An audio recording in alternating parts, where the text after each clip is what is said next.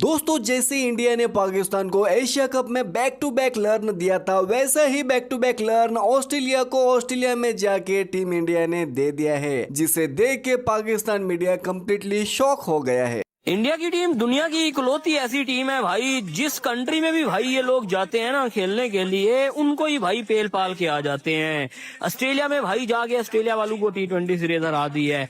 By the way, India आज तक भाई ऑस्ट्रेलिया में आज मतलब एक T20 सीरीज भी नहीं हारा है, एक भी T20 सीरीज। जलवा है हमारा।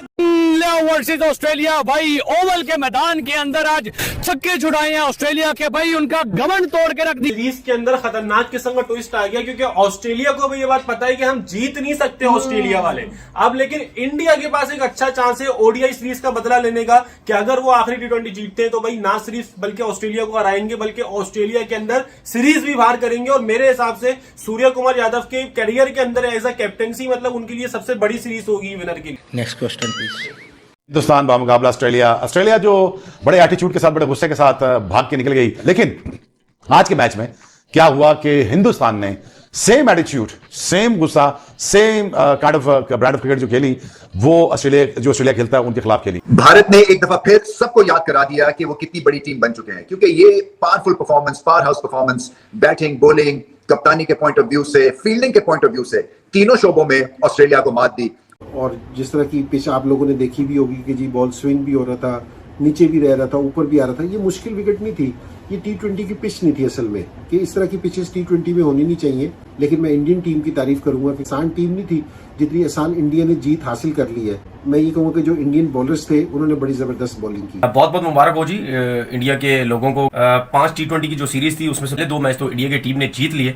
अब मुझे ऐसा लगता है कि इंडिया के लिए सीरीज जीतने के लिए बड़ी आसानी हो जाएगी। इंडियन जो बॉलर्स हैं उन्होंने मेरे ख्याल में एक्स्ट्राऑर्डिनरी बॉलिंग की है, क्योंकि पहले मैच में आप उनकी लाइन लेंथ देखें वो बहुत पीछे थी, जिसकी वजह से उनको शॉट्स बहुत ज्यादा लगे। जो बॉलर्स होते हैं उनकी लाइन लेंथ थोड़ी पीछे होने लग जाती है, बहुत ज्यादा मुंह पे बॉल गिरने लग जाते हैं, तो उसके बाद उनको प्रॉब्लम शुरू हो जाती है।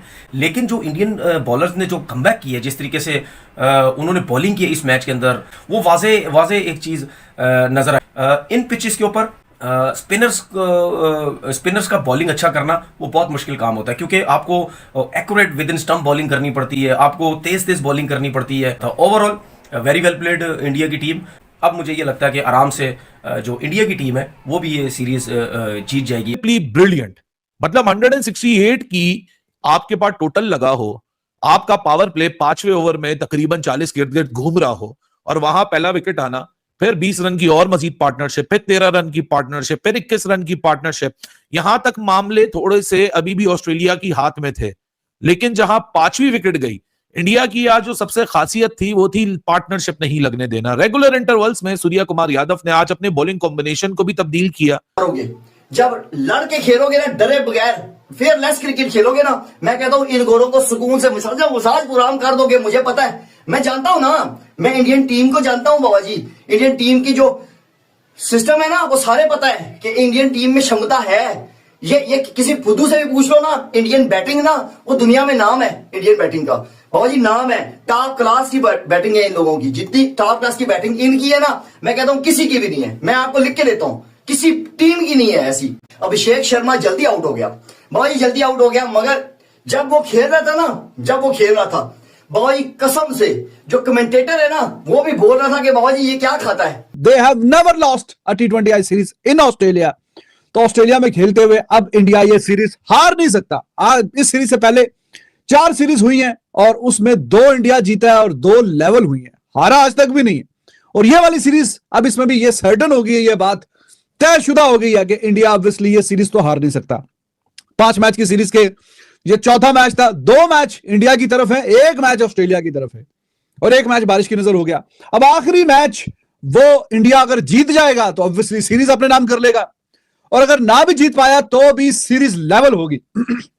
लेवल सीरीज अब हार नहीं सकता इंडिया। बहुत ही शानदार परफॉर्मेंस दिखाई और ऑस्ट्रेलिया को बहुत बांध के रख दिया। इंडिया फेवरेट नजर आ रही है, क्योंकि मुझे ऑस्ट्रेलिया का ये अजीब और गरीब सा प्लान कुछ समझ नहीं आ रहा कि जॉश हेजलवुड अच्छा कर रहा है तो चलो भाई अब एशेज की तैयारी में लग जाओ, और उसको उन्होंने हटा दिया है। उसके बाद जो है वो एक रिलीफ होगा, तो ये इंडिया के लिए एक अच्छी चीज है। तो शुरू से कह रहे हैं एक ही प्लेयर है जो इस इंडियन टीम को थोड़ा तंग कर रहा था, वो हेजलवुड था। बिल्कुल नजीब, बड़ा मेरे ख्याल से सरदर्द बना हुआ था हेजलवुड इंडियन बैटर्स के लिए।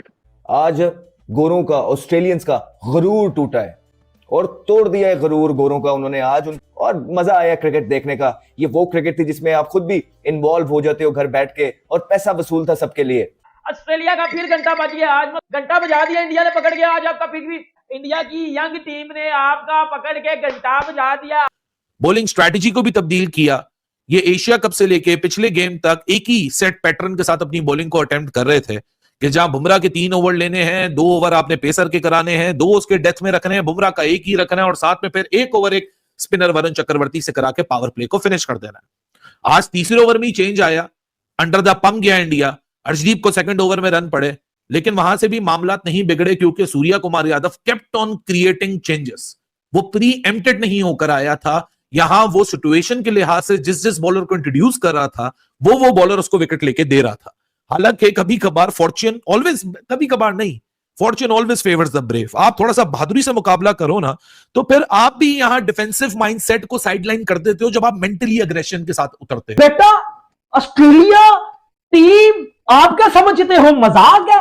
तू साउथ अफ्रीका की सी टीम को हरा के, वो भी पाकिस्तान में, तू किंग बन गया। तूने बोला रोहित शर्मा कुछ भी नहीं है, विराट कोहली कुछ भी नहीं है।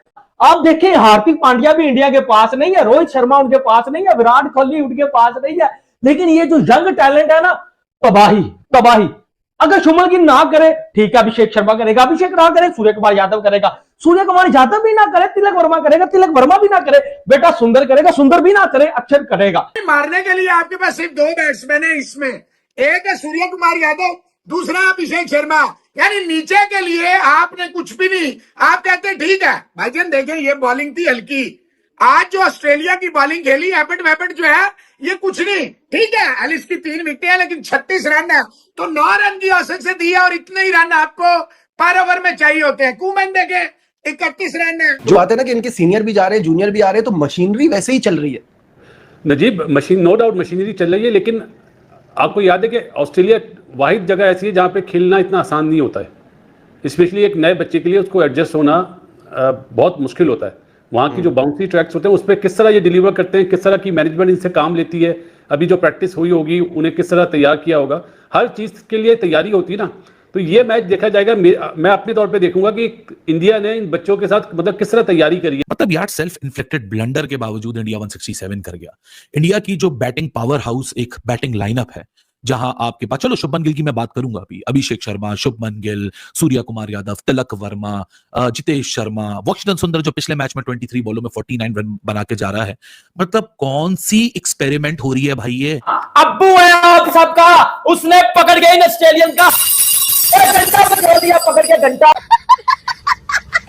हारों ने भारत को राइट ऑफ कर दिया था, लेकिन भारत था कि चुप बैठा हुआ था। ये सारी चीजें जो है ना, नुक्कड़ पे कॉर्नर पे बैठ के सब कुछ देख रहा था और खामोशी से अपने मौके का इंतजार कर रहा था। और वो जैसे ही मौका आया उन्होंने कैंगरुओं पे वो झपट्टा मारा है कि कैंगरुओं की उल्टबाजियां लगते हुए आज नजर आई है, बेबस नजर आए बड़े अरसे के बाद कैंगरू। वक्त क्रिकेट का मजा सिर्फ भारत ले रहे हैं, बाकी सिर्फ खेल रहे हैं। आप उनकी बॉलिंग उठा के देखिए, उनकी बैटिंग उठा के देखिए, अब तो फील्डिंग भी उनकी ऐसी है कि लोग मिसाल देने लगे हैं कि भाई इनके तो बॉलर्स भी अच्छे कैचेस पकड़ते हैं।